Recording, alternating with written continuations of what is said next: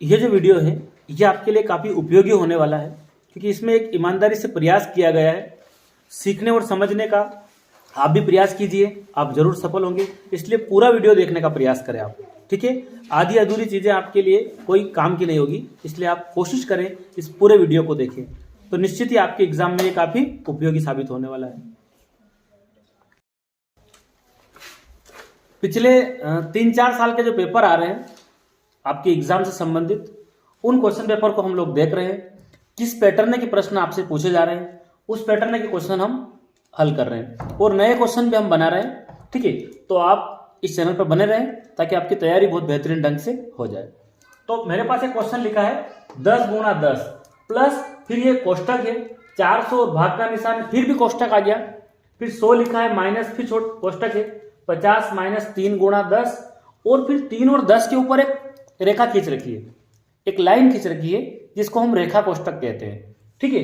तो ये आपको अच्छी तरह सवाल समझ में आ गया होगा कि आपका बोडमास नियम से है, ठीक है। भागु योग, पहले भाग को हल करना है, फिर गुणा को, फिर जोड़ को और अंत में घटाव। लेकिन पहले कोष्टक का भी एक नियम है। तो कोष्टक का ये नियम है कि सबसे पहले आपको रेखा कोष्टक को हल करना है, रेखा वाले को चीज को देखना है। उसके बाद फिर आपको ये छोटा कोष्टक होता है, क्या बोलते हैं इसको, छोटा कोष्टक बोलते हैं।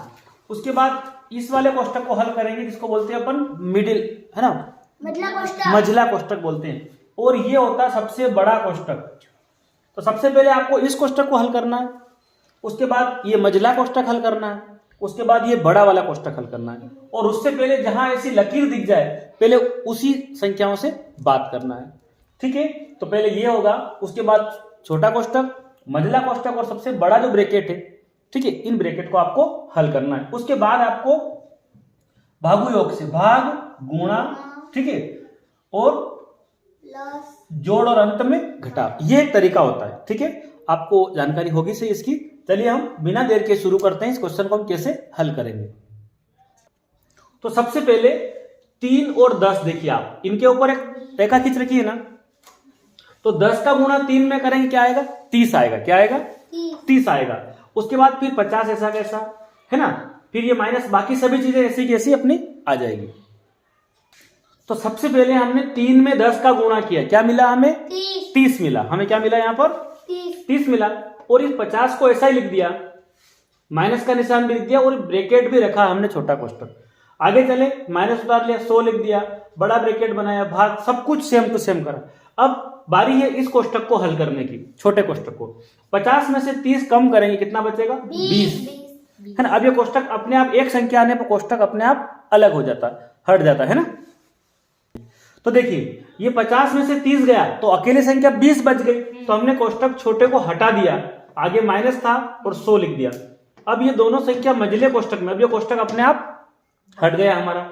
अब देखिए बाकी एज इट इज ऐसा कैसा उतार दिया। अब क्या होगा, मझले, अब इस कोष्टक का नंबर है, 100 में से 20 जाएगा, कितना बचेगा, 80 बचेगा। तो आप क्या करेंगे, यहाँ पर 80 लिखेंगे।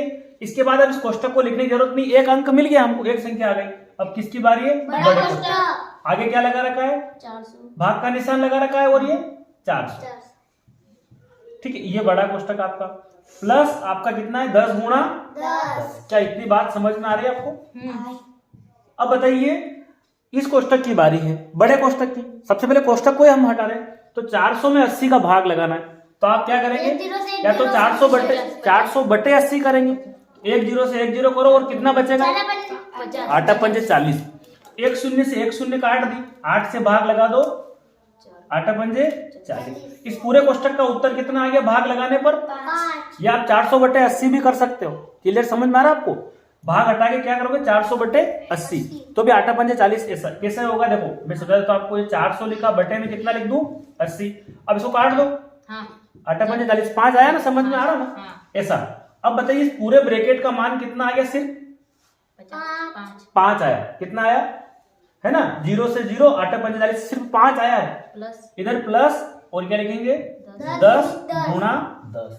अब बताइए पहला नियम कहता है कि कोष्टक तो खत्म हो चुकी, कहीं भाग का निशान है क्या, नहीं। गुणे का निशान दिख रहा है, 10 और 10 का गुणा करेंगे, कितना मिलेगा, 100, प्लस में कितना, 5। अब फाइनली क्या उत्तर आया, 105। ये आपका उत्तर है। इस पैटर्न का सवाल अभी 2023 की एग्जाम में पहला ही क्वेश्चन था। तो मैं उम्मीद करता हूं आपको ये समझ में आया होगा। पहले रेखा कोष्ठक को हल करना है, रेखा के बाद इस छोटे वाले को, फिर मझले कोष्ठक को, अंत में बड़े कोष्ठक को, और जो नियम लग रहा है उस नियम को अपने को लगाना है। क्या क्वेश्चन समझ में आया? 105 कितना आया? 105। तो देखिए हम इस पैटर्न के 10 क्वेश्चन पहले हम इससे पहले वाले वीडियो में कर चुके थे। अब ये 11वां पैटर्न मैं आपको पढ़ा रहा हूं। इस 11वें नंबर के क्वेश्चन को आपको हल करके बताना। मैंने इसको चेंज कर दिया, मैंने इस सवाल में यहाँ प्लस कर दिया, पहले भाग का निशान था। आप इसको हल करेंगे और आप वीडियो देख रहे हैं तो कॉपी पेन लेकर बैठे होंगे। मेरा हर वीडियो में ही निवेदन रहता है आपसे कि आप चीजों को साथ साथ हल करते जाएं, प्रैक्टिस करेंगे तो ही परफेक्ट होंगे। ठीक है, कोई भी वीडियो अधूरा नहीं देखना है, पूरा देखना है, तभी चीज आप सीख और समझ पाएंगे। तो मैंने यहाँ पर क्वेश्चन नंबर 11 बनाया आपके लिए और यहाँ प्लस लगा दिया है। अब इस क्वेश्चन को पूरे को हल करना, उत्तर ये नहीं आएंगे, उत्तर कुछ दूसरे आएंगे। जो भी आपका जवाब आ रहा है वो आपको कमेंट बॉक्स में क्वेश्चन नंबर 11 लिखना है और आपको इसका उत्तर देना है। साथ ही आप कहां से इस वीडियो को देख रहे हैं वो आप जरूर अपना नाम और अपना जो है जिस राज्य से आप देख रहे हैं जरूर बताइए। देखिए हाँ, ये क्वेश्चन मैंने दिया आपको रेखा कोष्ठक ही है। ठीक है, 5 से 1/3 माइनस 4 से 1/3 बड़े ब्रैकेट में, माइनस फिर सबसे छोटा कोष्ठक है 2 से 1/3 माइनस 1/3। ये जो क्वेश्चन है सबसे पहले रेखा कोष्ठक को आपको हल करना है। सबसे पहला काम क्या आपका? तो ये 1/3 तो है सही, पहले इसको हल करके देखेंगे अपन। तो 3 दूना 6 और 1 कितना हो जाएगा? 7/3। क्या आया है? 7/3 माइनस 1/3। तो ये 7/3 लिखा मैंने और माइनस कितना लिख दिया? 1/3। क्या इतनी बात समझ में आई? 3 दूना 6 और 1 जोड़ना आपने को 7। 7 बटे वापस कितना रहेगा? 3 माइनस 1/3। ये जो ब्रैकेट है ऐसा कैसा आप बना दो, इसका बड़ा ब्रैकेट बना दो। आगे क्या लिखा था? एज इट इज उतार लो। पहले रेखा कोष्ठक को, रेखा वाले को हल करना है। ये बताइए क्या है? 1 ऐसा कैसा है? रहने दो इसको, जो भी लिखा था वो, और माइनस 5 सही 1/3 जो भी था ना। अब बताइए 7/3 में से 1/3 हल करना है आपको। पहले इस कोष्ठक को हटाएंगे तो 3 तो सेम आ रहा, मतलब हर समान है। तो एलसीएम कितना आ गया? डायरेक्ट क्या लिख सकते हैं? और ऊपर ऐसा का ऐसा। बताइए क्या आएगा? 6/3। मैं डायरेक्ट लिख दूं? ठीक है, इसको 6/3 क्या लिखेंगे? 6/3। 6/3 हो गया। अब एक संख्या आने पर कोष्ठक लगाने की जरूरत नहीं है। ठीक है, 4 तिया 12 और 1 13। तो माइनस लगा के मैं क्या लिख दूं इसको? 13/3। ये तो ये कट जाएगा 2, लेकिन हमें थोड़ा इजी भी करना है ना। अब इस पूरे ब्रैकेट में सिर्फ क्या रह गया है? ये वाला माइनस। आगे क्या? 5 सही 1/3। अब बताइए 3 अपन यहाँ पर एलसीएम ऐसा कैसा 3 आ गया ऊपर एज इट इज। तो 13 में से क्या गया? 6। इस ब्रैकेट में ये रह गया ना, और ये माइनस 5 सही 1/3। आपको पता है ना 3 कहां से? पता है ना सभी? तो जानते हैं ना अपन। ठीक है, तो अभी हमारा जो 3 आया ना, तो 3 से 3 की 3 अगर एलसीएम आया, दोनों का 3 आया ना, तो 3 से 3 एकम 3, तो 13 एकम 13 हो गया। 3 एकम 3 तो 6 एकम 6 हो गया। 13 में से 6 गया, कितना बचेगा? 7/3। क्या बचेगा? ये 7/3। आगे माइनस लगा दो, इसको हल करो, क्या बनेगा? ये 16/15। 5 तिया 15 और 1 16/3। अब भी एलसीएम सेम आ गया ना 3, तो आपने क्या लिखा? 3। अब 16 में से 7 चले गए, कितना बचा? 16 में से 7 गए तो 16 में से 7 कम कर दो। 9। कितना? 9/3। अब 3 का पहाड़ा बोलो, 3 से काट दो इसको। 9। तो फाइनली उत्तर कितना आया इसका? 3। इस पूरे को हल किया ना हमने तो 3 उत्तर आया। तो आपको पैटर्न समझ में आ गया ना? अब तो इसको हल करना भी आएगा सही वाले को आपको। देखिए ये जो पैटर्न है ये भी एग्जाम में आपसे पूछा है। 2023 के पेपर में दूसरा क्वेश्चन दिया था। एक मालगाड़ी मतलब रेलगाड़ी का सवाल है। आप समझ गए होंगे कि रेलगाड़ी मतलब समय, चाल और दूरी से संबंधित जो टॉपिक है उससे क्वेश्चन बना है। एक मालगाड़ी जिसकी लंबाई 1 किलोमीटर है, जो ट्रेन है ना उसकी लंबाई कितनी है? 1 किलोमीटर। किलोमीटर में दी है बिल्कुल। 45 किलोमीटर प्रति घंटा की चाल से उसकी स्पीड कितनी है? 45 किलोमीटर प्रति घंटा। इसका मतलब है कि 1 घंटे में वो 45 किलोमीटर चली जाती है। कितनी? 45। क्या लिखा है? 45 किलोमीटर प्रति आवर है ना, इसको बोलते हैं। तो 1 घंटे में 45 किलोमीटर जा रही है, तो 2 किलोमीटर लंबी कोई सुरंग आ गई उसके सामने। सुरंग माने गुफा होती है ना जिसके अंदर ट्रेन जाती है, ऐसी सुरंग है या प्लेटफॉर्म है, कुछ भी ऐसा बोलेगा वो। ठीक है, उस सुरंग से निकलने में समय लगेगा। अब आप समझो समय का क्वेश्चन पूछा, समय है ना, तो समय बराबर होता क्या है पहले बताओ। समय बराबर दूरी बटा चाल। दूरी बटे चाल। समय बराबर क्या होता है? दूरी बटे। तो देखो अभी मैंने समय बराबर दूरी बटे चाल का फार्मूला लिखा है, लेकिन यहां दूरी क्या है आप समझिए कि ये एक गुफा है, ठीक है। इस गुफा के, ये गुफा कितनी लंबी है, सुरंग कितनी लंबी है? 2 किलोमीटर। कितनी लंबी है? 2 किलोमीटर। और जो मालगाड़ी जो है ना वो कितनी लंबी है? ये समझ लो आप, सुरंग है, क्या है? सुरंग। क्वेश्चन को समझना आना चाहिए। वैसे मैंने बेसिक वीडियो में सारी चीजें क्लियर कर रखी है, फिर भी देखिए अब ये मालगाड़ी है, ठीक है, और ये सुरंग है। 2 किलोमीटर लंबी सुरंग। कितनी लंबी है? 2 किलोमीटर लंबी सुरंग है। और ये आपकी ट्रेन है, ठीक है। ये आपकी क्या है? ट्रेन है। क्या नाम है इसका? मालगाड़ी है। क्या है? तो मालगाड़ी की जो है ना वो 1 किलोमीटर लंबी है। अब मेरे को बताइए, ये मालगाड़ी जब इस सुरंग के अंदर जाएगी और जब ये वाला जो पिछला हिस्सा है ये बाहर निकलेगा तभी तो दूरी पार होगी। आप समझिए, ये ट्रेन अंदर गई सुरंग के अंदर, कब सुरंग पार होगी? जब ट्रेन कितनी चली जाएगी आगे, ये पिछला हिस्सा आएगा इसमें, तब। इसका मतलब है कि ट्रेन को कितनी दूरी तय करनी, पहले दूरी समझ लो। दूरी हो गई सुरंग और मालगाड़ी दोनों की, जोड़ दो। समझ रहे बात को? मतलब ये डब्बा है ना आखिरी वाला, ये डब्बा जब बाहर निकलेगा तब तो सुरंग पार होगी ना। आप समझिए क्वेश्चन को। ऐसा थोड़ी कि एक सिंगल व्यक्ति को पार नहीं करना है, ना किसी खंबे को पार करना है, उसमें कुछ नहीं जुड़ेगा। एक आदमी को पार करना, झटके में पार हो जाएगी, है ना। लेकिन आदमी को पार करने में ट्रेन की लंबाई निकलेगी खाली, लेकिन यहाँ तो सुरंग भी तो है आगे, इसलिए इन दोनों को जोड़ना पड़ेगा आपको। किसकी? रेल की लंबाई प्लस सुरंग की लंबाई, दोनों लंबाई जुड़ेगी तो दूरी बनेगी। क्या बनेगी? दूरी। तो दूरी में मैं क्या कर दूंगा? 1 और 2 मिला के कितनी दूरी लिख दूं? 3। अब चाल कितनी दी है? 45 किलोमीटर 45 किलोमीटर प्रति घंटा, यही चाल दी है ना। अच्छा, दूरी किस में दी है? दूरी देखो किलोमीटर में है ना, तो ये दूरी किलोमीटर में, बिल्कुल कोई दिक्कत नहीं है। चाल भी किस में दी है? किलोमीटर प्रति घंटे में दी है ना आपको। तो ये दोनों सेम दिया है। 3 किलोमीटर दूरी हो गई, चाल 45 किलोमीटर हो गई, तो यहाँ कोई इश्यू नहीं है आपका। किलोमीटर और ये भी किलोमीटर में, कोई बदलना नहीं है। तो हम लोग इसको हल करते हैं। तो आप बताइए मेरे को, 3 से 45 कटता है क्या? बताइए। 3 एकम 3 और ये 3 एकम 3 और 3 एक और बचा ना अपना, 3 पंजे 15। क्वेश्चन समझ में आया? 1/15, ठीक है। समय की बात हो रही है। अब सुनिए, मेरी बात सुनिए। किलोमीटर से किलोमीटर भी कट गया तो 1/15 घंटे। तो 1/15 घंटे का मतलब क्या होता है? सुनो, अब आपको जो ऑप्शन दिया ना उसमें ऐसा नहीं लिखा है, 1/15 कहीं नहीं दिख रहा है, तो आप थोड़ा बदलने को बोल रहा है। आपको जो ऑप्शन दिया ना वो 4 मिनट, 5 मिनट, 6 मिनट, ऐसे कुछ मिनट में दिया है। अब 1/15 घंटे है, तो इसको हम बदलते हैं ना, तो 1/15 इधर देखिए आप ध्यान से, ऐसे कन्वर्ट करना और आगे जाके, तो घंटे की जगह 1 घंटे में कितने मिनट होते हैं? 60 मिनट होते हैं, क्योंकि उत्तर आपका मिनट में दे दिया है उसने।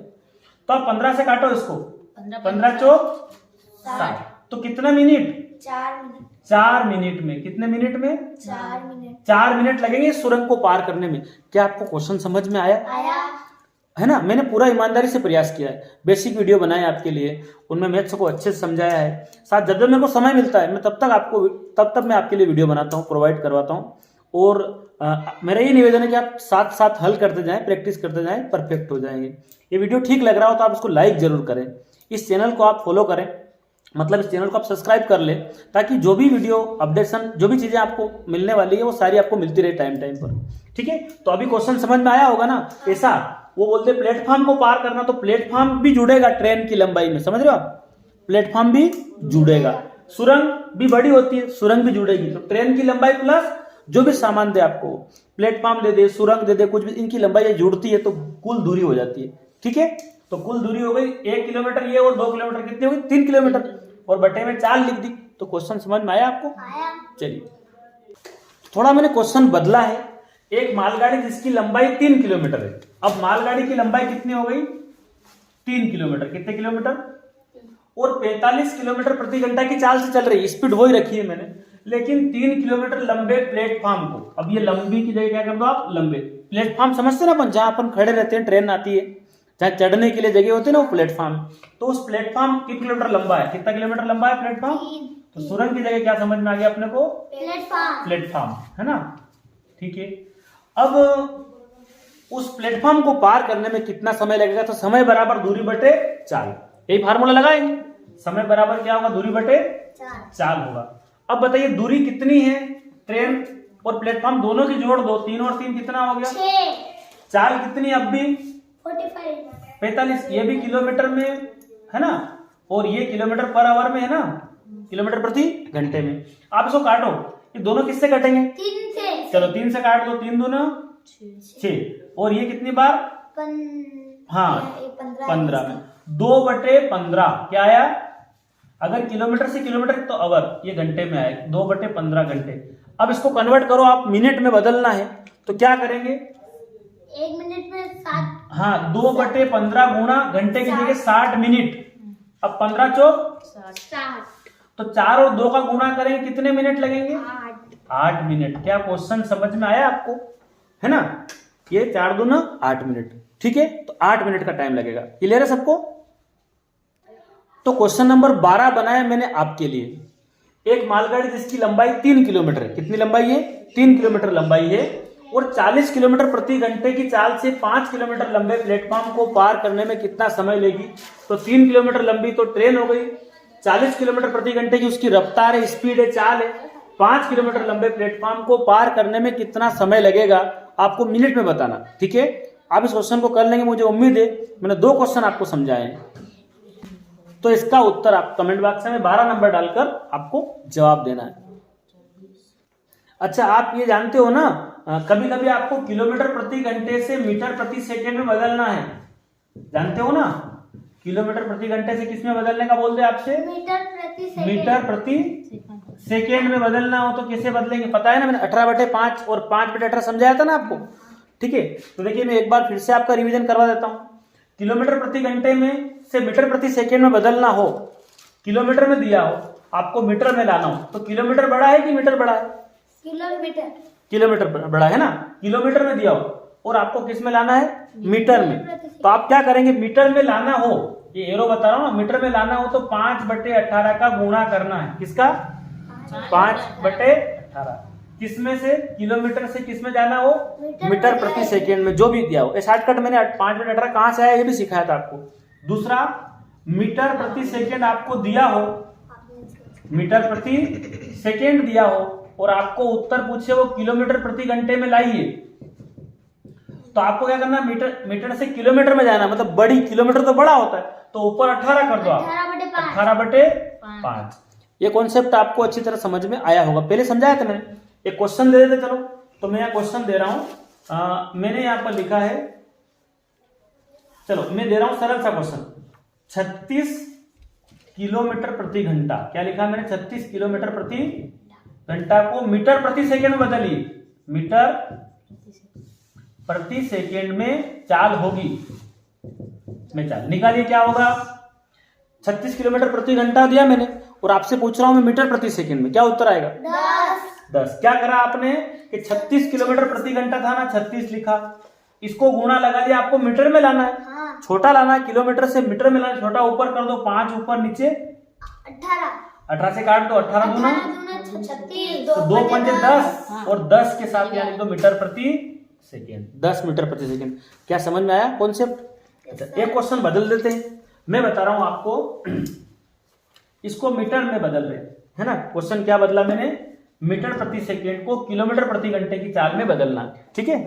तो मैंने लिखा है यहां पर 25 मीटर पर सेकेंड, है ना, 25 मीटर प्रति सेकेंड को किलोमीटर प्रति घंटे में बदलिए, है ना।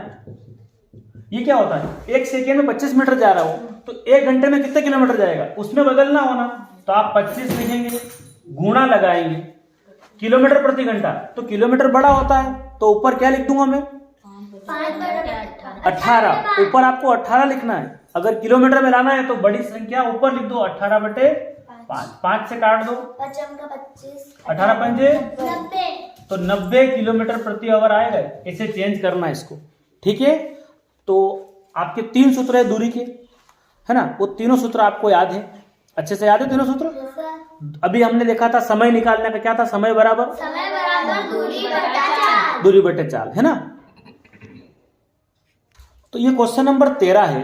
इसका मैंने 13 का ए लिखा और 13 का बी लिखा। आपको कमेंट बॉक्स में जाना है 13 का ए नंबर का उत्तर क्या आ रहा है और 13 का बी नंबर का उत्तर क्या आ रहा है। 54 किलोमीटर प्रति घंटा को है ना कि मीटर प्रति सेकंड में चाल कैसे होगी, है ना। 54 किलोमीटर प्रति घंटा की मीटर प्रति सेकंड में चाल होगी। दूसरा दिया मैंने बी नंबर 50 मीटर प्रति सेकंड की किलोमीटर प्रति घंटा में चाल होगी। मतलब 50 मीटर प्रति सेकंड है तो किलोमीटर प्रति घंटे में 1 घंटे में कितना किलोमीटर जाएगा वो बदलना आपको। तो 13 का ए और बी आप दोनों हल करेंगे और जवाब आप कमेंट बॉक्स में देंगे। देखिए एक टॉपिक ये भी अपना आ रहा है, इस प्रकार का पैटर्न भी एग्जाम में अभी पूछा है। तो इसको कैसे हम हल करेंगे, थोड़ा समय लगेगा, लेकिन अगर आप एक बार सीख जाओगे तो इस क्वेश्चन को आसानी से आप हल कर लोगे। रहीम ने दिनेश से 10 अंक अधिक प्राप्त किए। कोई एग्जाम होगी, रहीम नाम के लड़के ने दिनेश से 10 अंक अधिक मिले, उसको 10 नंबर ज्यादा लाया वो। कौन? रहीम। तो आप पहले पढ़ लें क्वेश्चन को अच्छे से, ठीक है। जॉर्ज ने, एक जॉर्ज नाम का लड़का है, उसने रहीम से 25 अंक कम लिए, उसको कम मिले। तीनों के अंकों की योगफल कितना है? 235। तीन लड़के, एक तो रहीम है, एक दिनेश है, एक जॉर्ज है। इन तीनों के नंबर जोड़ लो, कितना होता? 235 है। तो जॉर्ज ने अंक प्राप्त किए। किसी एक का नंबर आपसे पूछेगा, पहले बोला कि उसने इससे कम, फिर उसने उससे ज्यादा, तो इन तीनों में से किसी एक का नंबर आपसे पूछेगा। तो सबसे पहले हम समझ लेते हैं जो बोल रहा है ऐसा कैसा हम लिखते हैं। देखिए फिर से हम देखते हैं, रहीम नाम लिखा, क्या लिखा है? तो हम भी क्या लिख देते हैं? रहीम। रहीम ने मतलब बराबर लिख दो। दिनेश से क्या लिखेंगे हम? दिनेश से कितने अंक ज्यादा है? अधिक का मतलब क्या होगा? प्लस करें माइनस करेंगे? बताइए। प्लस। कितने प्लस कर दो? 10। दूसरा नाम आया जॉर्ज का, किसका नाम आया? ठीक है। जॉर्ज ने किससे? रहीम से। किससे? रहीम से कितने अंक कम? तो कम के लिए क्या लगाएंगे? माइनस। तो हम देखिए रहीम का आगे जॉर्ज, दिनेश का नहीं दिया, तो दिनेश को क्या मान ले हम? एक्स। तो देखिए यहां मैं लिखूंगा दिनेश और सामने कितना लिख दूं? एक्स। एक्स अंक। कितने नंबर लाया वो? एक्स अंक। समझ लो आप, दिनेश कितने नंबर लाया? एक्स अंक। तो अब दिनेश की जगह हम क्या लिख सकते हैं? एक्स। तो रहीम क्या लाया? देखो वापस पढ़ते हैं क्वेश्चन। अगर दिनेश को हम एक्स मान चुके हैं तो रहीम जो है वो दिनेश से भी कितने? 10 अंक ज्यादा। तो दिनेश एक्स नंबर लाया, तो दिनेश की जगह हम क्या लिखेंगे? एक्स। रहीम दिनेश से मतलब एक्स से कितना? 10 अंक ज्यादा लाया। तीसरा नाम क्या बचा? जॉर्ज बचा। जॉर्ज के बारे में क्या है? वो रहीम से 25 अंक कम लाया। तो रहीम का जो ये x प्लस 10 है वो लिखो पहले। x प्लस 10 ये रहीम का नंबर है। इस नंबर से कितने नंबर कम? 25। तो पहले इसको हल करना पड़ेगा। तो जॉर्ज का जो नंबर आएगा ना फाइनली, वो आएगा आपका x प्लस 10 माइनस 15। 25 बड़ा है कि 10? 25। और निशान माइनस का है, तो 25 में से 10 कम करना है, तो माइनस का कितना आ जाएगा? 15। अब आपको जॉर्ज की जगह ये नहीं लिखना है x माइनस 15। आखिरी में लिखा तीनों के जोड़ दो तो 235 नंबर आ रहे। कितने नंबर आ रहे? तीनों जोड़ दो तो 235 आ रहे। देखिए मैंने लिखा है दिनेश, रहीम और जॉर्ज तीनों के अंकों का योगफल, तो बीच में क्या लगा दिया? प्लस का निशान, और बराबर में कितना लिखूं? 235। आप बताइए दिनेश के नीचे कितने नंबर लिख दूं मैं? x plus. रहीम के लिए कितना लिख दूं? x plus 10। x plus 10। George के लिए क्या लिख दूं? x minus 15। Good, x minus 15। बराबर में क्या लिख दूं? 235। 235। पहले इधर हल करेंगे हम। एक x है, 2 x है और एक 3 x। कितने x है टोटल मिला के? 3 x। क्या समझ में आ रही बात? एक x, 2 x और 3 x। यहाँ संख्या देखो 15 बड़ा है कि 10? 15। लेकिन माइनस का बोल रहा है, तो 15 में से हम किसको कम करेंगे? 10 को। क्या बचेगा? 5। लेकिन वो किसका बचेगा? माइनस का। बड़े आदमी की बात मानते हैं तो निशान लगा दिया माइनस का। बराबर में कितना? 235। अब बताइए जब ऐसी कंडीशन में संख्या एक तरफ कर लो, तो बताइए 3x तो यही रह जाएगा, उधर माइनस वाला 5 जाएगा तो क्या बनेगा बताइए? प्लस का। कितना लिख दूं? 40। तो 3x बराबर कितना हो गया? 240। 240। इसको आप काट दो, 3 से काट दो। 3 आटे 24। तो x का वैल्यू कितना आया था? देखो x बराबर कितना आ गया? 80। तो x कौन है यहाँ पर? x दिनेश है। आपसे किसका पूछा है? जॉर्ज। जॉर्ज का पूछा है ना। तो फिर ध्यान रखना, ऐसा नहीं कि आप 80 उत्तर आ गया, नहीं, आपसे जॉर्ज का पूछा, आपने दिनेश को x माना, यानी कि दिनेश नंबर लाया 80, कितना नंबर लाया? आपसे पूछा जॉर्ज से, तो x में से 15 कम करो, मैंने 80 में से 15 गए, कितना बचेगा? 65। Very good. देखो ये मैंने लिखा जॉर्ज का नंबर पूछा ना आपसे, तो ये मैं लिखता हूं जॉर्ज, और वापस ढूंढते हैं क्या था जॉर्ज के सामने, x माइनस 15, x कौन आया? 80, 80 में से 15 गया तो क्या बना? 65। इसका मतलब जॉर्ज कितने नंबर लाया? 65 नंबर लाया। थोड़ी मेहनत लगी और थोड़ा समय लगा इस क्वेश्चन को हल करने में, लेकिन ये आपको समझ में आया। देखिए ऐसा ही क्वेश्चन एक और है, जोसेफ ने अमित से 8 अंक कम प्राप्त किए। जोसेफ नाम का लड़का है ना, उसने अमित से 8 अंक कम प्राप्त किए, और कुमार ने अमित से 12 अंक अधिक प्राप्त किए। ठीक है, तीनों के अंकों का योगफल 205 है, तो जोसेफ ने अंक प्राप्त किए। समझिए अपने प्रश्न को। जोसेफ हम लिखते हैं, यहां पर मैंने लिखा जोसेफ, क्या लिखा? जोसेफ लिखा। जोसेफ ने मतलब बराबर लगा दो किससे? अमित से। कितने अंक कम लिखे तो क्या करूंगा मैं? -8 कर देंगे। दूसरा नंबर है कुमार ने, ये लिखो आप कुमार, कुमार एक लड़के का नाम है। कुमार ने अमित से कितने अंक अधिक? 12 अंक ज्यादा। अब तीनों के अंकों का, अब बताइए जोसेफ का भी दिया है, कुमार का भी दिया, लेकिन अमित का नहीं दिया है, तो आप अमित को क्या मान लो? x मान लो। क्या मान लो? अमित को x। यहां मैं लिखता हूं अमित, और इसके सामने में कितना लिख दूं बताइए? x अंक। कितना लिख दूं? अमित के सामने x अंक लिख दूं। अब बताइए जोसेफ का नंबर लिखते हैं, जोसेफ। अब बताओ जोसेफ अमित से 8 अंक, तो अमित की जगह क्या लिखूंगा मैं? x, है ना? समझिए। और इस x अमित से भी कितने कम है? जोसेफ ने अमित से, अमित को x मान चुके हैं, अब अमित की जगह x लिख दिया, तो 8 अंक कम कर दो, मतलब -8 अंक। तीसरा नाम है कुमार, आप ध्यान इधर दीजिए। कुमार जो है ना, उसने अमित से, अब अमित का फिर नाम आया, तो अमित की जगह क्या लिख दो? x, और उससे कितने अंक अधिक? +12, तो ये +12 हो गया। ठीक है, अब तीनों के अंकों का योगफल, तो तीनों नाम लिख दो, तीनों नाम लिख दो, अमित, जोसेफ और कुमार, और बराबर में 205 लिख दो। ठीक है, और बीच में योगफल लिखा, मतलब प्लस का निशान करना सब में।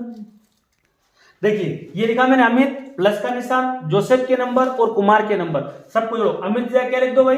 x, प्लस जोसेफ की जगह x -8, और कुमार की जगह x +12, बराबर में कितना? 205। क्या आपको इतनी बात समझ में आई? x अमित का है, जोसेफ का x -8 है, और कुमार का x +12 है। पहले x से x गिन लो यार, कितने x हो रहे? 3x हो रहे। अब संख्या देखो, ये 12 और 8 है, तो 12 में से 8 कम कर दो, कितना बचेगा? 12 में से 8। हाँ, 12 में से 8 गए 4, वो प्लस का बचेगा, है ना? 12 बड़ी संख्या प्लस की, तो उत्तर आया प्लस का। बराबर में कितना? 205। यहां समझने वाली बात है, देखिए अब 12 में से 8 गया, 8 माइनस हुआ ना, तो बड़ी संख्या प्लस की थी, तो उत्तर प्लस का आएगा 4। अब बताइए 4 उधर जाएगा तो क्या बनेगा? माइनस का बनेगा। ये याद रखने वाली बात है कि 3x यहीं रह गया, और संख्या हम एक तरफ करते तो -4 इधर प्लस का था, बराबर से उधर जाने पर माइनस बना, तो 3x बराबर कितना रह गया? इधर 205 में से 4 गया तो 201। 3 से काट दो इसको, देखो 3 से काटेंगे तो 3 छंग 18, 2 बचा, 3 साते 21, क्या ये 67 आएगा? x बराबर कितना आएगा? 67। तो जो उत्तर मिला वो x बराबर 67 मिला है। क्या मिला है आपको बता दूं मैं? x बराबर कितना मिला? 67। अब बात यह कि x तो अमित है, आपसे उत्तर में क्या पूछा है? ध्यान रखना एग्जाम में क्या पूछा है? जोसेफ। तो जोसेफ तो x से भी 8 अंक कम लाया, तो आपको x की जगह क्या लिखना पड़ेगा? 67, उसमें से 8 कम कर दो, कितना बचेगा? 59 उत्तर होगा। तो ये लिखा मैंने जोसेफ x -8, तो अभी x कौन था आपका? 67 था, इसमें से 8 जाएगा तो 59 उत्तर आएगा। इसका क्या उत्तर आएगा? 59, यानी कि 59 नंबर लाया जोसेफ, है ना? ठीक है, एक क्वेश्चन और मैं आपको दे रहा हूं, इसको आपको हल करके बताना है। तो क्वेश्चन नंबर 14 आपके लिए बनाया है। मैं उम्मीद करता हूं 2 क्वेश्चन मैंने आपको सिखाए हैं, तो ये आप आसानी से हल कर लोगे। ठीक है, तो श्याम ने राजू से, 2 नाम तो आ गए, श्याम ने राजू से 15 अंक अधिक प्राप्त किए, 15 नंबर प्लस लाया हो। अनिल ने श्याम से 10 अंक अधिक प्राप्त किए। दोनों ने अधिक अधिक हारा यहाँ पर। तीनों के अंकों का योगफल 400 है, तो अनिल ने कितने अंक प्राप्त किए? आप क्वेश्चन को अच्छे से पढ़ेंगे, इसको हल करेंगे। ऑप्शन नंबर ए 125 अंक कौन? अनिल का निकालना है। 130 सी नंबर पे 145 और डी नंबर पर 135 लिखा है। ध्यान रहे दोनों जगह अधिक है, कहीं माइनस नहीं करना है, ठीक है। तो आप इस क्वेश्चन को हल कीजिए। मैं उम्मीद करता हूं आपको समझ में आ रहा होगा, इसलिए आप जरूर, अभी तक जितने भी मैंने आपसे 4 ही क्वेश्चन पूछे हैं इस वीडियो में, ठीक है। इससे पहले वाले वीडियो में 10 क्वेश्चन मैंने आपसे दिए थे जो एग्जाम से रिलेटेड थे, ठीक है। उनका भी आपने जवाब कमेंट बॉक्स में दिया होगा। अभी तक यदि आपने एक भी क्वेश्चन का जवाब नहीं दिया है तो ये बहुत गलत बात है, इसलिए आप जवाब दें जरूर, ठीक है। मैं आपके लिए ईमानदारी से मेहनत कर रहा हूं, आप भी ईमानदारी से प्रयास कीजिए। देखिए मैंने क्वेश्चन लिखा है 4.239 को 0.9 से भाग करने पर प्राप्त होगा, ठीक है। तो भाग में काफी दिक्कत आती है, तो यहां मैं एक तरीका बता रहा हूं, उससे अपना काम हो जाएगा, ठीक है। बाकी जो विधि है उसको आपको अपनाना है। मैं एक तरीका बताता हूं, उससे जल्दी भाग हो जाएगा। कैसे? कि ये लिखा 4.23 और 9, इसमें आपको बटे में लिखना है 0.9। क्या लिखना है? तो ध्यान ये रखना है आपको, सबसे पहले ध्यान रखना है कि पॉइंट के नीचे पॉइंट लिख दो। इधर क्या था? 0 था, इधर क्या था? 9 था। तो पॉइंट के बाद यहां पर 3 अंक है, यहाँ पॉइंट के बाद 1 ही अंक है। कितनी जगह और खाली दिख रही है? 2। तो आप 2 जगह क्या लगा दो? 2 शून्य लगा दो। अब ये पॉइंट से पॉइंट कैंसिल हो चुका है, समझ लो। तो ये दशमलव गायब। अब ये आगे 0 कोई काम की नहीं है। इसका मतलब 4239 में आप 900 का भाग लगाइए। थोड़ा सा कठिन हो जाएगा, लेकिन हम प्रयास करते हैं। देखिए 4 3 2 9, 4 2 3 9, क्या लिखा है? 4 2 3 9। इसमें आपको किससे भाग लगाना है? 900 का। अब आप जानते हैं 9 का पहाड़ा ही बोल लो आप तो, है ना। तो ये 42 समझ लो, 9 तो 4 नहीं जाएगा, तो 9 के पहाड़ को हम बोलते हैं। तो 42 के आसपास क्या आता है?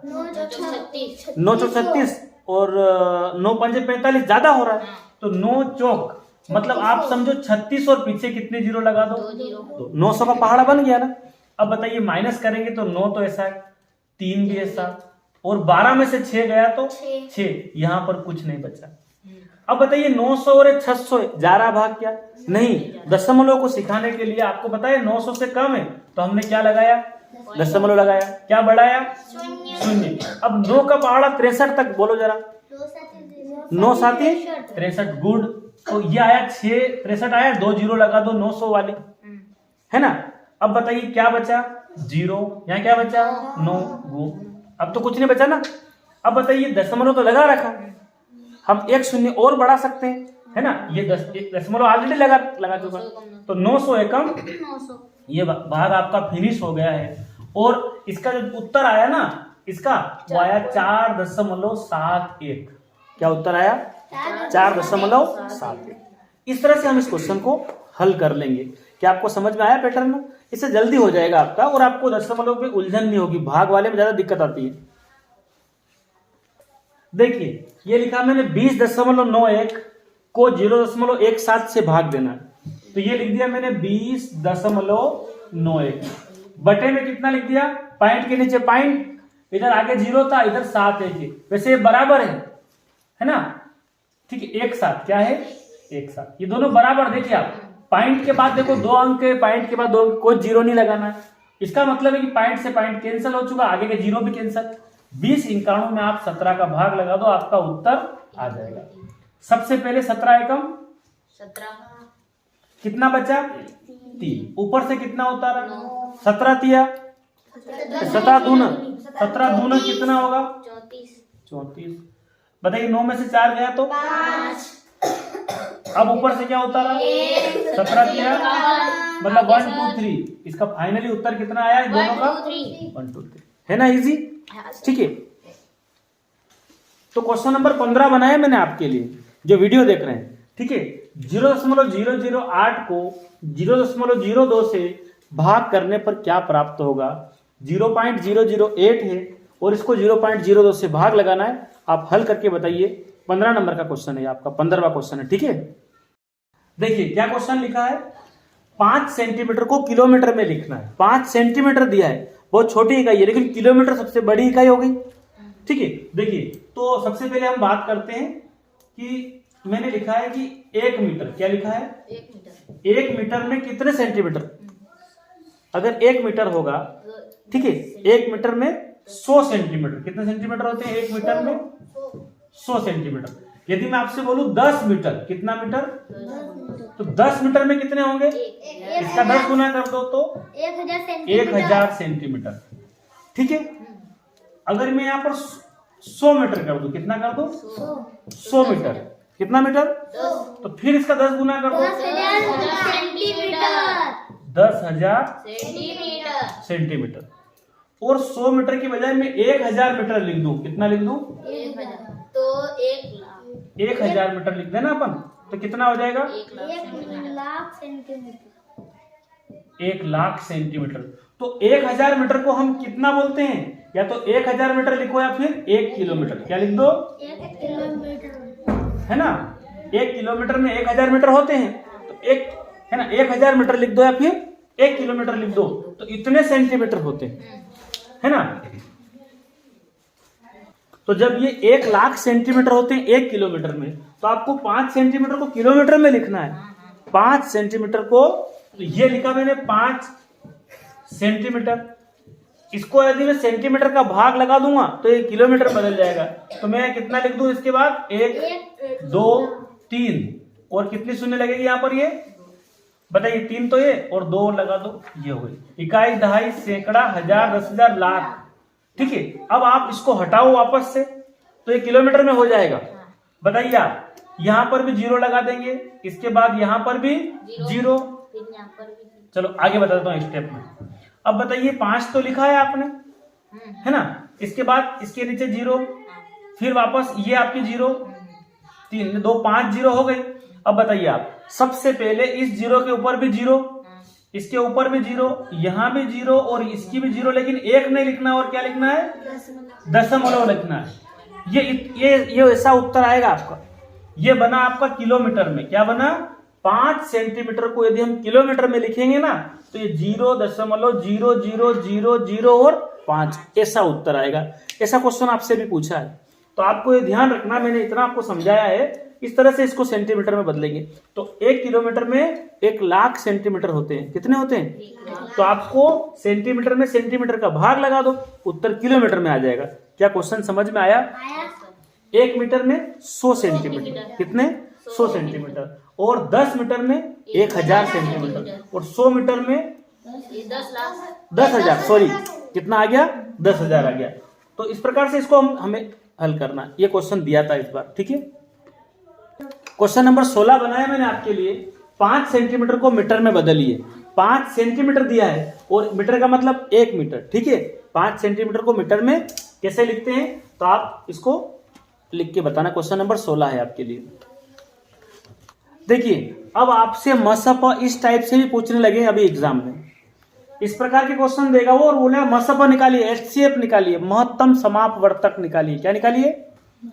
तो सबसे पहले आप देखना है कि 2 की पावर 2 गुणा 3 की पावर 3 गुणा 5 की पावर 5, ये एक टर्म हो गया। कामा लगा दिया ना, यहाँ पर कोमा लगा दिया। 2 की पावर 3, 3 की पावर 2, 5 की पावर 2 गुणा 7 की पावर 1, तथा ये दूसरा है, ये तीसरा लिखा है ऐसा। 2 की पावर 4, 3 की पावर 4, 5 की पावर 1 ही है, 7 की पावर 2 गुणा 13 का मसप HCF होगा। सबसे पहले मसप का मतलब सब में कॉमन क्या मिल रहा है, पहले बताओ। सबसे पहले 2 यहाँ पर, यहाँ तक देखो आप, इसको ध्यान से देखना है आपको। ये यहां से यहां तक 1 का मसप है, ठीक है। और ये तो हो गया 1, ये यहां से दूसरा शुरू हो रहा है पूरा वहां तक। समझ रहे बात को? अब बताइए, सबके पास क्या चीज कॉमन दिख रही है? 2। सबसे पहले HCF के लिए कॉमन चीज क्या मिल रही? 2 यहां पर है इसमें। अच्छा, इसमें देखो आप, ये ऐसे आधार में 2 देखना, घात नहीं देखना, पावर नहीं देखना। यहाँ भी इसमें भी 2 है, और नीचे वाले में 2 है, मतलब 2 को लिख दूं मैं, गुणा लगा दिया। अब बताइए कौन कॉमन मिल रहा सबके पास? 3 यहाँ पर भी है, यहाँ पर भी, और इसके पास भी है। चलो और बताइए, और क्या कॉमन? 5 सबके पास है क्या? बताइए आप, सबके पास 5 है। अब और क्या कॉमन मिल रहा बताओ? 2 सर नहीं मिल रहा। 7 कहाँ दिख रहा है आपको? 7 नहीं मिल रहा। इसके पास नहीं है, उसके पास केवल दोनों के पास है, तो नहीं लिखना है। 13 नहीं लिखना। अब बताइए, सबसे छोटी घात ढूंढना है जो सबके पास है। अगर 2 की पावर 2 की बात करें, 2 इसके अंदर भी है 2 पावर, है ना, इसके अंदर भी 2 पावर, मतलब 2 की पावर 2 हो गया, समझ रहे हो। Yes sir. अब 3 की पावर 3 देखो, यहाँ 2 है या 4 है, किसको लिखूं मैं, 3 घात लिखूं कि 2 घात लिखूं कि 4 लिखूं। सबके पास क्या चीज है, ये 3 दिख रहा है, ये 2 दिख रहा है, 4 दिख रहा है, तो मैं क्या लिखूं बताइए आप, 2 लिख दूं मैं, तो इसके पास में भी है और इसके पास, इसके अंदर भी है ना 2 घात, आ रही बात समझ में। उसी प्रकार 5 को देखो आप, 5 की पावर कितनी है, 5, 5 की पावर कितनी है, 2, 5 की पावर कितनी है, 1, तो मैं कितना लिखूं, अगर मैं 5 लिख दूं तो इसके पास कहाँ है 5 की पावर 5, क्या लिखूंगा, अरे पावर कितनी लिखूं यार, लिखना ही नहीं है, मतलब एक ही पावर होती है, क्योंकि एक पावर यहाँ पर है, इसके अंदर भी और इसके अंदर भी। क्या समझ में आया, पहले तो जो कॉमन मिल रहा हो और सबसे छोटी घात लिख दो, सबसे छोटी घात। क्या मसपा समझ में आया इस पैटर्न का, पहले क्या चीज कॉमन मिल रही है वो लिख लो और सबसे छोटी घात ढूंढ लो जो सबके पास होगी। 2 की पावर 2 देखो, अगर मैं 4 लिखूंगा तो यहाँ कहाँ है 4, यहाँ 3 है, इसका मतलब 2 सबके पास है।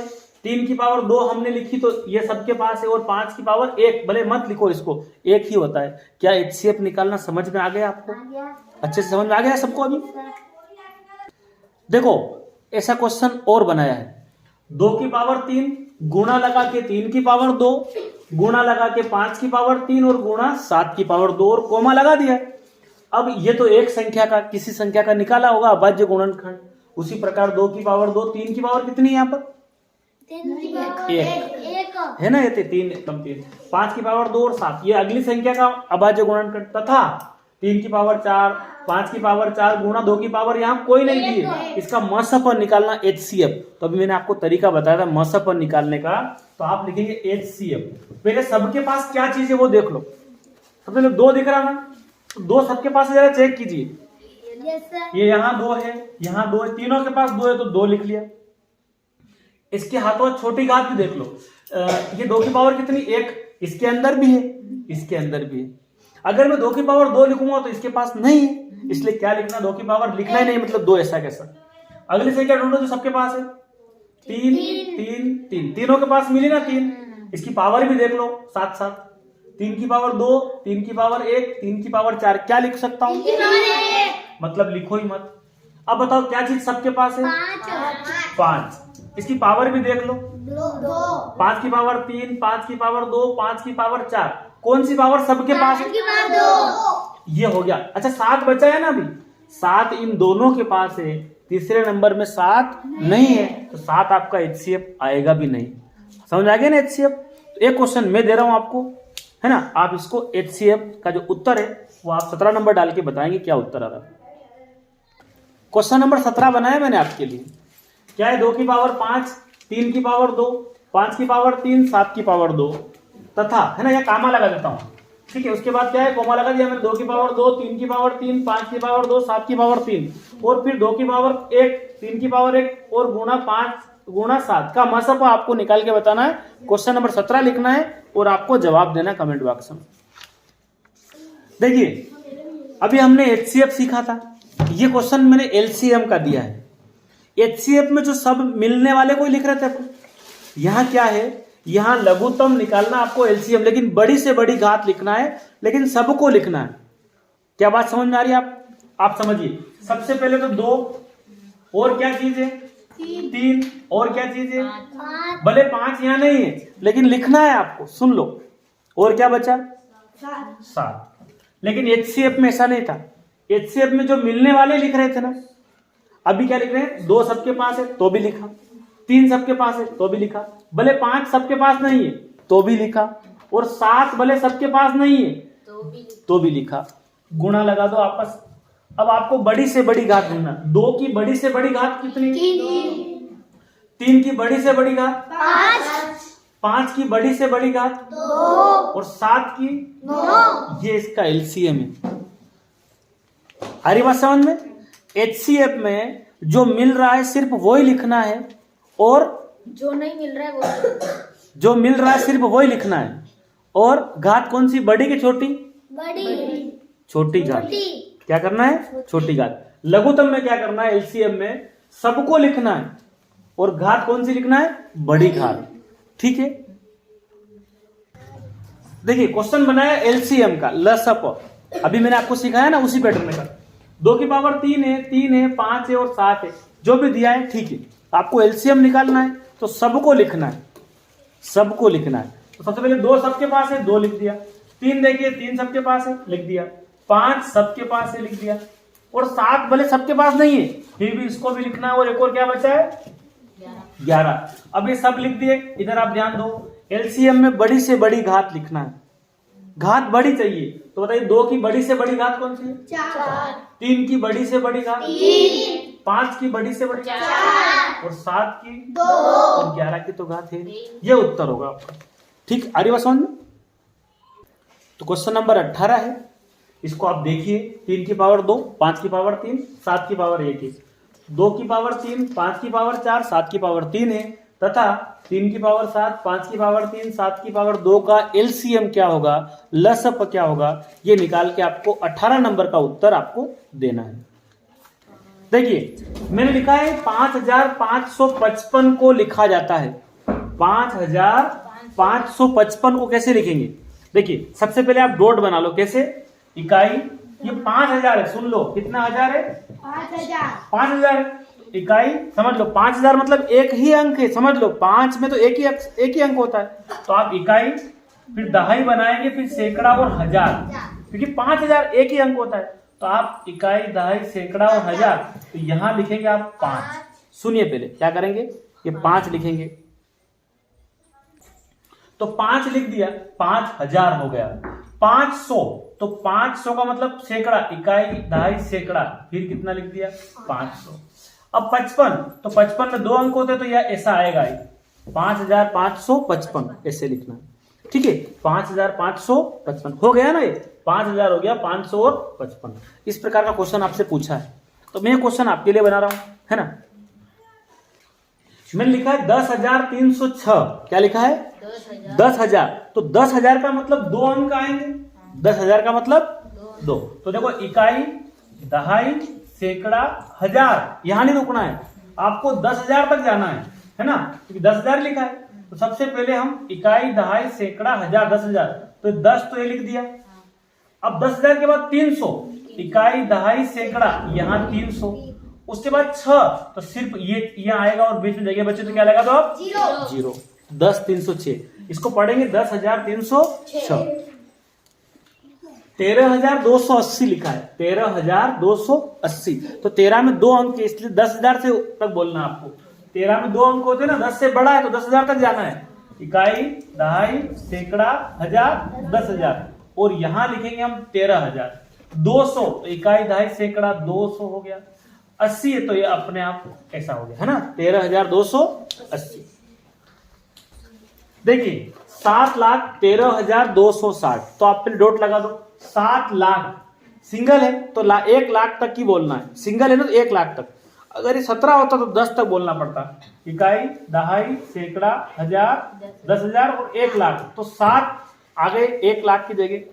7 लाख, 13,000, इकाई, दहाई, सैकड़ा, हजार, 10,000, तो ये 10 से बड़ा है तो 13,000।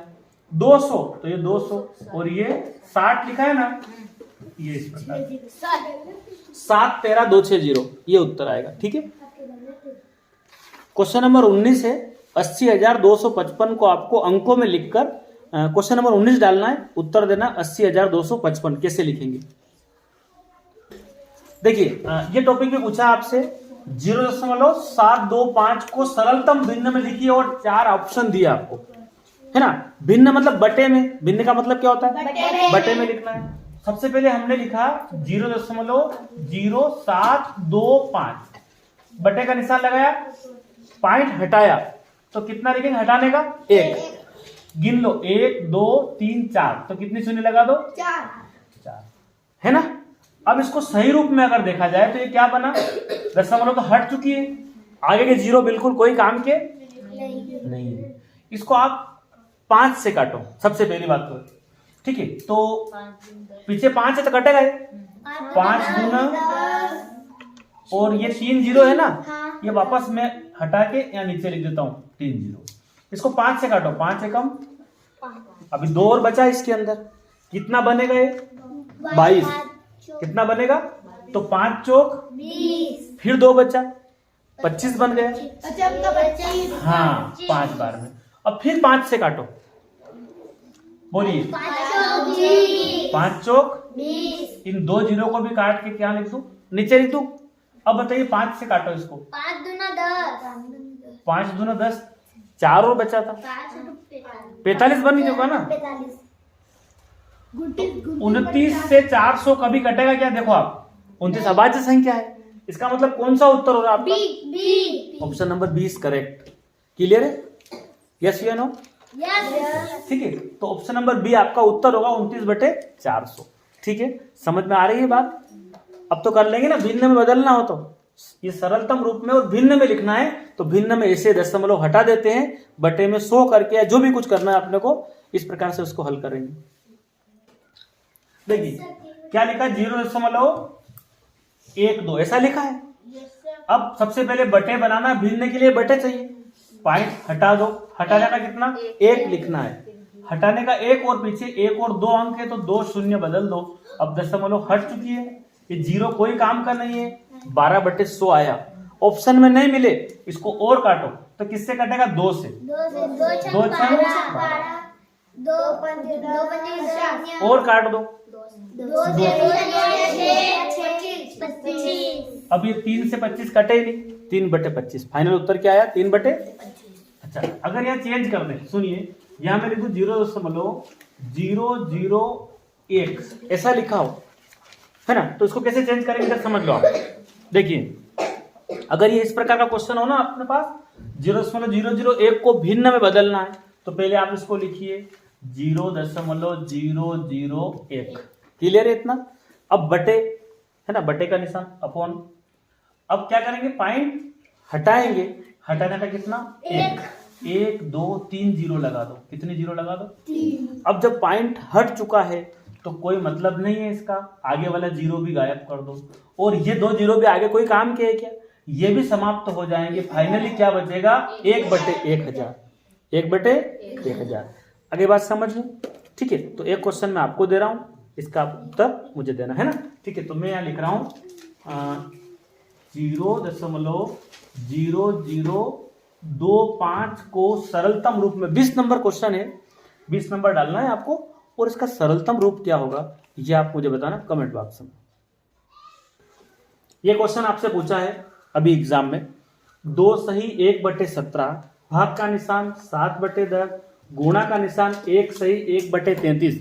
लेकिन आप ऑप्शन भी देख लीजिए, 3 सही 1/33, 2 सही 1/33, सी नंबर पर 4 सही 1/22 और डी नंबर पर 100/17। 4 ऑप्शन दिए। सबसे पहले हम देखते हैं, इसको हल करो। इस 17 का गुणा 2 में करेंगे, गुणा ही करेंगे ना इसको, तो 17 दूना 34 और 1 जुड़ेगा, कितना बनाए 35/17। गुड, 35/17 हल हो गया ना। ये भाग की जगह क्या कर सकते हैं, गुणा करेंगे।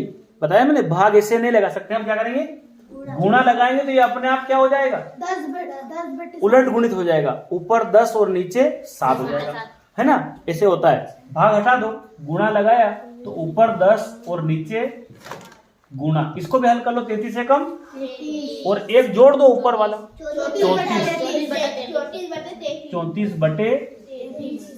पहले कुछ जो कटता हो उसको काट दो, 7 से काट दो, गुड, 7×5 17 से बिल्कुल, 17×2 34, 17×2 34। क्लियर है।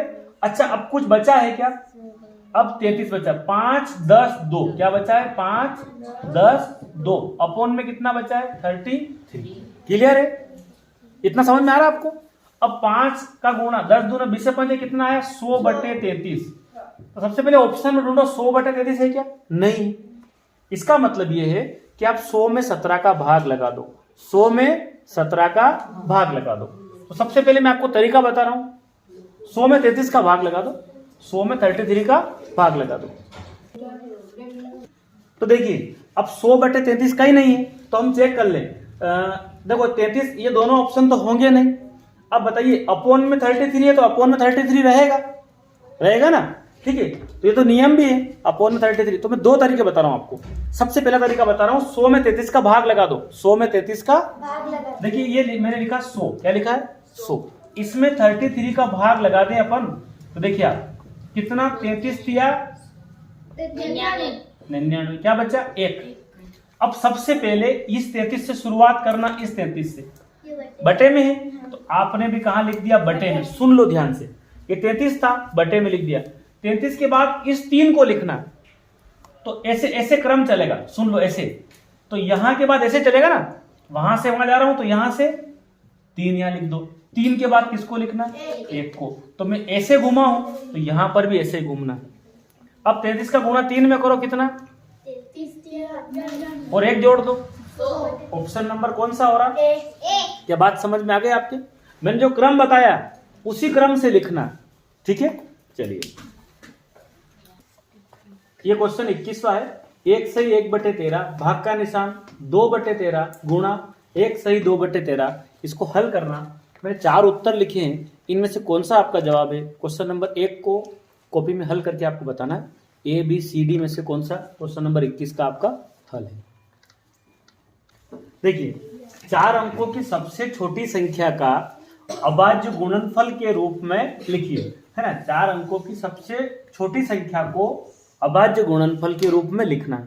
सबसे पहले तो ये चेक करना है कि 4 अंक की छोटी संख्या, सबसे छोटी संख्या, मैंने आपको पूरी तालिका बताई थी पिछले वीडियो में और बेसिक वीडियो में बता रखा है। तो 4 अंकों की सबसे छोटी, छोटे में याद रखते 1, 1 के पीछे क्या लगा दो 3 0 लगा दो, 1 के पीछे 3 0 लगा दो। ये बन गई 4 अंकों की सबसे छोटी संख्या। 1000, तो वैसे 10 10 10 भी 1000 होता है, लेकिन ये अभाज्य संख्या नहीं है। आपको इसका अभाज्य गुणनखंड निकालना है। तो 0 देखा ना पीछे, तो किससे लगाऊंगा 2 से। 2 पंजे 10 और 0 0, फिर 0 दिखा 2 दूना 4, 2 पंजे 0 और 0 की, फिर किससे 2 एकम 2, अब सुनिए 3 के लिए प्रयास करते हैं। अगर 5 और 2 7 और 1 8 हो रहा है, जोड़ने पर तो 8 आ रहा, मतलब 3 के पहाड़े में आता नहीं है। अगली अभाज्य संख्या कौन सी आएगी 5। ठीक है, तो 3 बार तो 2 आया और 3 बार 5 आया, मतलब सी करेक्ट होगा। ऐसे निकालना है ना। 4 अंकों की सबसे छोटी संख्या पहले आपको पता होना चाहिए कि 4 अंक में शुरू कहां से हो रहे। 4 अंक 1000 से। देखो 1000 से पहले 999 आते होंगे गिनती में, उसके बाद 1000 आता होगा, तो ये 3 अंक तो समाप्त हो चुके। 4 अंक यहाँ से शुरू हो रहा, 1001 1002 ऐसे चलते जाएंगे ना। तो 4 अंक की सबसे छोटी संख्या 1000 है। तो मैं क्वेश्चन बदल रहा हूं, मैं लिख रहा हूं यहाँ पर आपको कि 5 अंकों की सबसे छोटी संख्या को अभाज्य गुणनफल के रूप में लिखिए। और क्या आपका उत्तर होगा कमेंट बॉक्स में आपको लिखना। 22 नंबर क्वेश्चन है कि 5 अंकों की सबसे छोटी संख्या को अभाज्य गुणनफल के रूप में लिखिए। मैं काफी देर से आपका वेट कर रहा हूँ, कमेंट बॉक्स में आपका कोई जवाब नहीं आया है, मतलब आप इन चीजों को ध्यानपूर्वक नहीं पढ़ रहे हैं, ध्यानपूर्वक नहीं देख रहे हैं, साथ साथ हल करते जाएंगे तो ही आप सफल होंगे। प्रैक्टिस ही सब कुछ है, बिना प्रैक्टिस के कुछ भी नहीं होगा। एक ऐसा क्वेश्चन दिया है तो सबसे पहले 1/13 लिखा है, एक कोष्टक दिया है, लेकिन ब्रैकेट हल करेंगे, भागु योग का नियम है। तो पहले उसमें भी निशान को ध्यान रखना, भागु योग, पहले भाग फिर गुणा फिर जोड़ और अंत में घटा। तो सबसे पहले बताइए मैं क्या हल करूंगा। भाग कहीं दिख रहा है क्या इसमें? नहीं। गुणा, तो गुणा मुझे एक तो यहाँ दिख रहा है और एक गुणा यहाँ दिख रहा है, इन तीनों के पास गुणा दिख रहा है ना। अब बताइए क्या होगा, 1/13 ऐसा ही लिख देंगे। अब बताइए 7 भी ऐसा ही लिख देंगे। ये बताइए अब क्या होगा, 2 पंजे 10 का गुणा 11 में करेंगे तो कितना होगा 110। क्या होगा देखिए 11 पंजे 55, 55 का डबल कितना होता है 110 प्लस फिर इन दोनों का गुणा कर दो, 13 दूना 26। अब ब्रैकेट में गुणा खत्म, जोड़ का निशान है, सबको जोड़ दो। कितना आया, ये सवाल को एग्जाम में आया हुआ आपके, ठीक है। कितना सबको जोड़ दो, ये 6 है, 2 और 1 सॉरी 6 और 7 जुड़ेंगे ना, 6 और इससे जोड़ लेना। अगर नहीं समझ में आया ना, 7 के बाद 110 लिख दो, 26 लिख दो। बिल्कुल आपको एक भी क्वेश्चन गलत नहीं होने देना, ऐसी कोशिश करना। बताइए 7 और 6 कितना होगा, 13 लाया 1, 4। 4 ये आएगा ना, ऐसा आएगा ना। अब 1/13 सिंगल संख्या रह गई है, कोष्टक हट जाएगा तो कोई निशान नहीं, तो क्या लगेगा, गुणित 1 1 4 3। ठीक है, 13 से कटे, बिल्कुल कटता है। 13 एकम 13 13 एकम 13, एक और बचा, फिर 13 एकम 13 मतलब 11 बनाए, 11 एकम 11। तो ये उत्तर होगा डी नंबर का। उत्तर क्या है, 11 एकम 11। क्वेश्चन नंबर 23 लिखा 1/17। 17 के बाद ब्रैकेट में 2 + 5 गुणा 2 + 5 गुणा 3 - 2 गुणा 2 लिखा है। क्वेश्चन नंबर 23 है, इसको आप हल करना, जवाब कमेंट बॉक्स में देना क्या उत्तर आ रहा है इसका। ठीक है, ABCD 4 ऑप्शन लिखे, इनमें से जो जवाब आए वो आपको बताना।